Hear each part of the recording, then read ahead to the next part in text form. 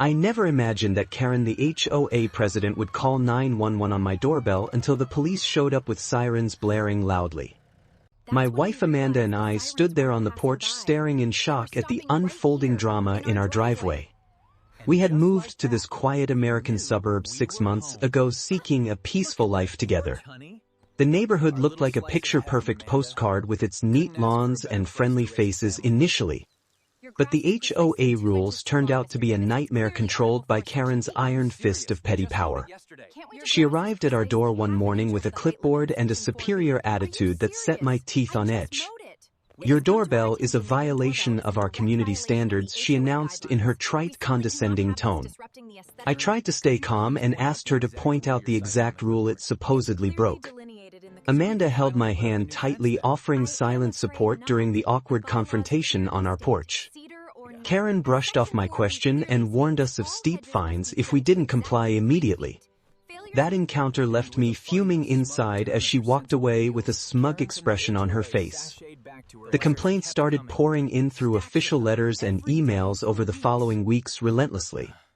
Each one felt like a personal attack on our simple choice to have a modern doorbell system. Amanda began to feel the stress weighing on her as she sorted through the growing pile of notices. I decided to document everything carefully, knowing that evidence would be our best weapon later. The neighborhood social events turned tense as Karen spread rumors about us being rule breakers. At the block party, she whispered to others that we were disrupting the community harmony deliberately. I overheard the gossip and felt the isolation creeping in, but kept my head held high proudly. Back home, Amanda and I talked late into the night about how to handle the escalating situation wisely. We agreed that fighting fire with fire might be the only way to make her back off eventually. The perfect idea came to me while scrolling through antique home decor sites one sleepless night. A 4-foot brass gong seemed like the ideal over-the-top replacement for our reported doorbell.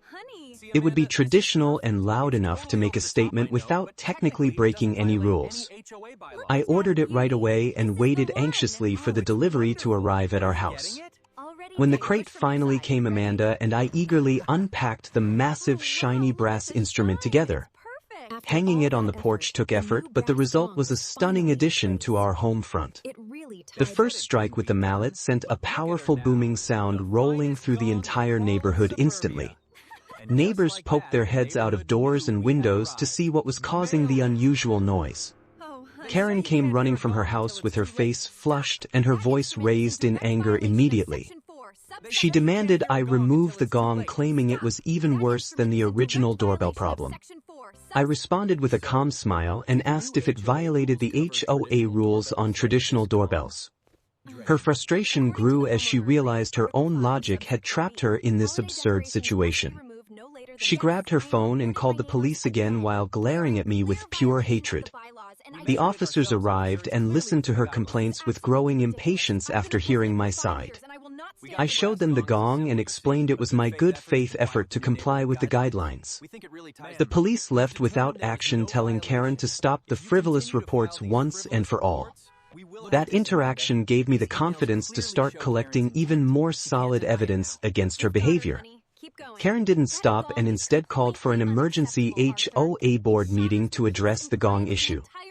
At the meeting, she painted us as the villains trying to ruin the suburban dream for everyone.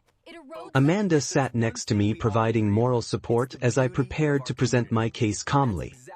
I stood up and laid out the timeline of events with printed emails and audio recordings ready. The board listened intently as I played the clip where Karen admitted to making up violations. Her face turned pale as the truth echoed in the room, exposing her hypocrisy for all to hear.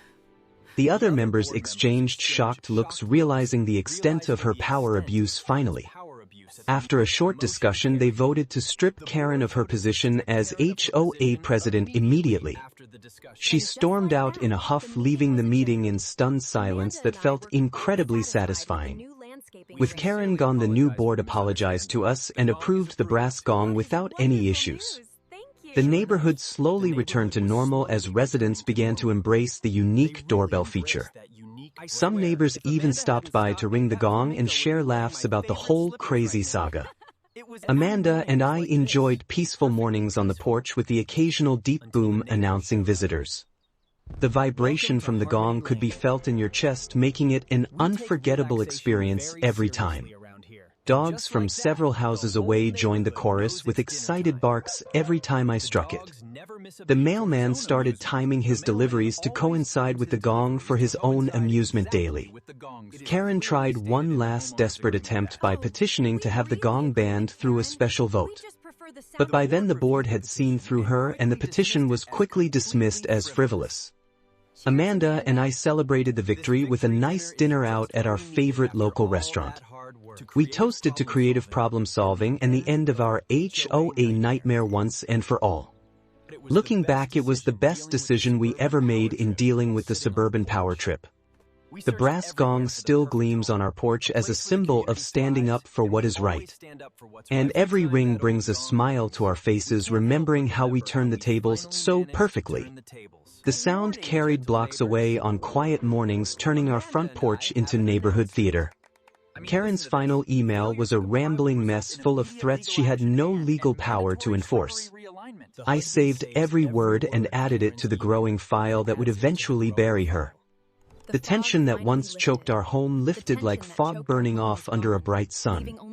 Neighbors who had avoided us now waved and even joked about the gong becoming a local landmark. Amanda squeezed my hand one evening as we sat listening to the distant echo fade away. The whole ridiculous drama started with one doorbell complaint and ended with brass justice served cold. Power in small places always looks bigger until someone shines a light on the nonsense underneath. In the end, the city didn't literally wake up, but Karen's little kingdom sure did with a thunderous boom.